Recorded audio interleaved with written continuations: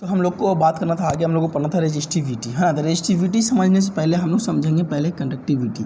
Conductivity क्या होता है, ठीक है। कंडक्टिविटी आपका बहुत इंपॉर्टेंट है। तो कंडक्टिविटी क्या है समझिएगा कि कंडक्टिविटी मतलब जो कंडक्टर होता है किसी मतलब जो कंडक्टर हमारा, ठीक है, ये कंडक्टर है, ये जो आपका हमारा जो कंडक्टर है, तो कहता क्या है कंडक्टिविटी कि ये जो कंडक्टर है, इस कंडक्टर से जो इलेक्ट्रिक करंट फ्लो हो रहा है, इलेक्ट्रिक करंट जो फ्लो हो रहा है ना, इस कंडक्टर से इलेक्ट्रिक करंट कितनी आसानी से फ्लो होगा, कितनी इजी फ्लो होगा, इस बात को बताएगा कौन आपको, कंडक्टिविटी।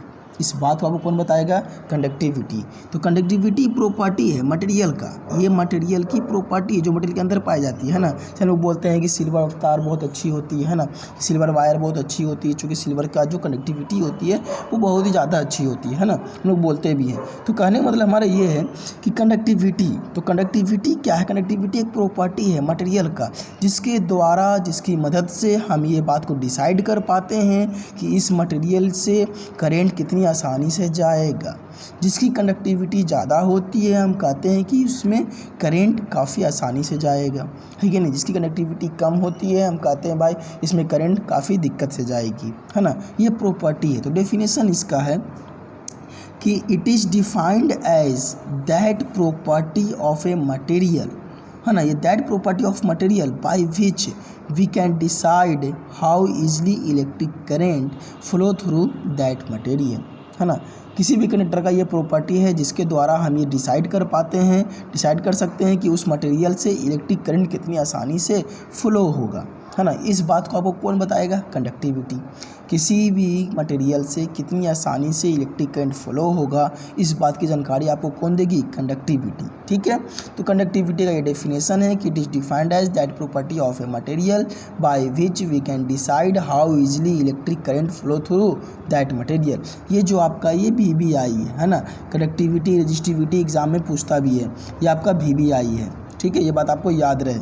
आगे हमारा है point, it is denoted by sigma, इसे हम लोग सिग्मा से डिनोट करते हैं। सिग्मा ऐसे बनाने का है, ये आपका सिग्मा है ना, अल्फा बीटा इसमें पढ़ा होगा सिग्मा, इसे हम लोग सिग्मा बोलते हैं, ठीक है। इस टाइप से आप सिग्मा बना सकते हैं, ठीक है। ये सिग्मा आपका है, याद रहे आपको, ये आपका सिग्मा है, ठीक है। इसे हम लोग सिग्मा से डिनोट करते हैं। फिर कहता है it does not depends upon shape and size of the conductor. हम बात समझिएगा, आर बराबर हमारा फार्मूला क्या था कि आर बराबर हमारा फार्मूला था रो L अपॉन ए।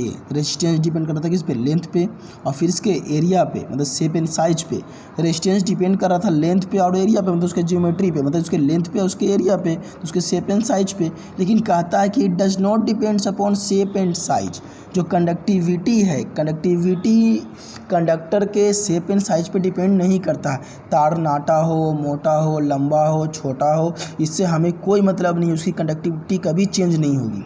बात याद रहे, तार लंबा रहेगा तो भी कनेक्टिविटी वही रहेगी, तार छोटा रहेगा तो भी कनेक्टिविटी वही रहेगी, है ना, तार मोटा रहेगा तो भी कनेक्टिविटी वही रहेगी। मतलब कंडक्टिविटी आपको चेंज नहीं होने जा रही है ना।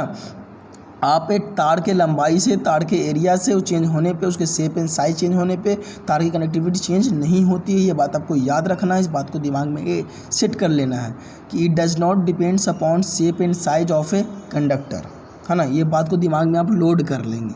और फिर कहता है इट ओनली डिपेंड्स अपॉन, ये डिपेंड करते हैं only, depend only on temperature. किस पे डिपेंड करेंगे, टेम्परेचर पे, याद रहे, ये सिर्फ और सिर्फ टेम्परेचर पे डिपेंड करेंगे। और दूसरा नेचर ऑफ मटेरियल पे, एक टेम्परेचर पे डिपेंड करेंगे और दूसरा नेचर ऑफ मटेरियल पे, है ना। बात समझाते हैं आपको। टेम्परेचर पे तो कैसे डिपेंड, समझ में आ गया आपको कि टेम्परेचर बढ़ाने से क्या होगा कि कनेक्टिविटी घट जाती है ना। टेम्परेचर अगर बढ़ जाएगा तो कनेक्टिविटी घट जाएगी। टेम्परेचर अगर धीरे धीरे घटा देंगे आप, तो टेम्परेचर अगर धीरे धीरे आप घटा देते हैं तो उसकी कनेक्टिविटी क्या होती है, बढ़ जाती है। याद रहे, टेम्परेचर बढ़ाने से रेजिस्टेंस बढ़ जाता है ना, कोलिजन बढ़ जाता है, कोलिजन बढ़ जाता है, रेजिस्टेंस बढ़ जाएगा, पर रेजिस्टेंस बढ़ जाएगा तो कनेक्टिविटी आपकी घट जाएगी। ये बात याद रहे, ठीक है। आप कहता है नेचर ऑफ मटेरियल, जैसे फॉर एग्जांपल कि मान लीजिए कॉपर का वायर है, ठीक है, और एक आपके पास सिल्वर का वायर है। समझिएगा दोस्तों, एक आपके पास सिल्वर का वायर है, एक आपका कॉपर का वायर है, ठीक है। तो कॉपर का एटॉमिक नंबर कितना होता है, कॉपर का एटॉमिक नंबर कितना, 29, है ना। इसका आपका कितना होता है, लगभग कॉपर सिल्वर का हमें याद नहीं है, लगभग कितना 79 वगैरह कितना होता है। तो सिल्वर का जो होता है वो ज़्यादा होता है कॉपर से, है ना, एटॉमिक नंबर।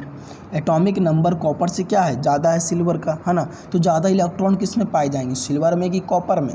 अगर हम दोनों सेम लेंथ का काटें, समझिएगा दोनों सेम लेंथ का है, कि मतलब कि दोनों की लंबाई सेम है, दोनों की लंबाई सेम है, ठीक है, कॉपर का भी और सिल्वर का भी। तो ज़्यादा इलेक्ट्रॉन किस में आएंगे, सिल्वर में।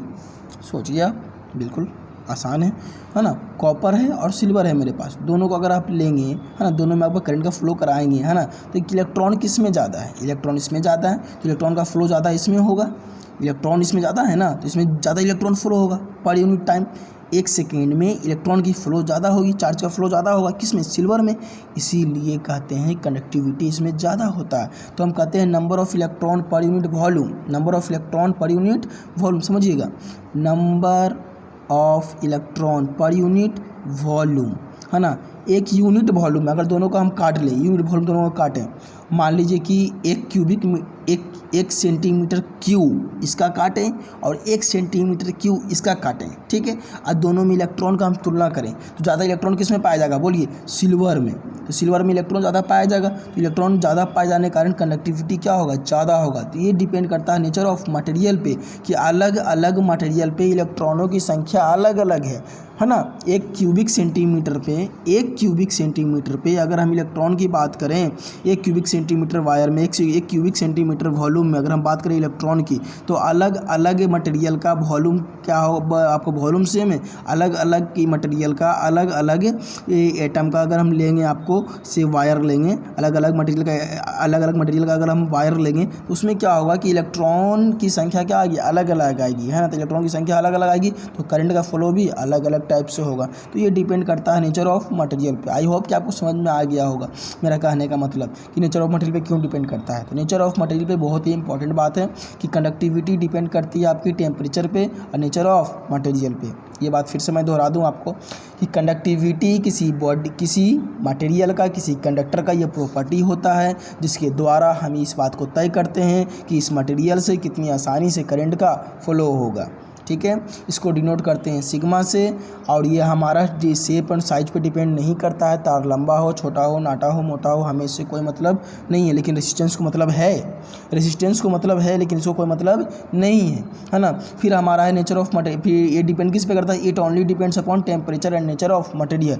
ये टेम्परेचर और नेचर ऑफ मटेरियल पे डिपेंड करेंगे। इस बात को हम लोग एकदम फिक्स मान लेंगे, गांठ बांध लेंगे दिमाग में, इस बात को हम लोग दिमाग में गांठ बांध लेंगे। अब फार्मूला होता है सिग्मा बराबर 1/ρ। रो क्या है, रेजिस्टिविटी, रो आपका है रेजिस्टिविटी, है ना। तो कभी कभी किताब में शॉर्टकट डेफिनेशन भी लिखा रहता है ठगने वाला, कि सिग्मा का डेफिनेशन क्या है भाई, कंडक्टिविटी का definition, the reciprocal of resistivity is called conductivity. ये किताबी डेफिनेशन है, the reciprocal of resistivity is called conductivity. आप ऐसे भी लिख सकते हैं, लेकिन ठगने वाला डेफिनेशन ये है। लेकिन वास्तव में समझना डेफिनेशन क्या है मैंने आपको बता दिया, ठीक है।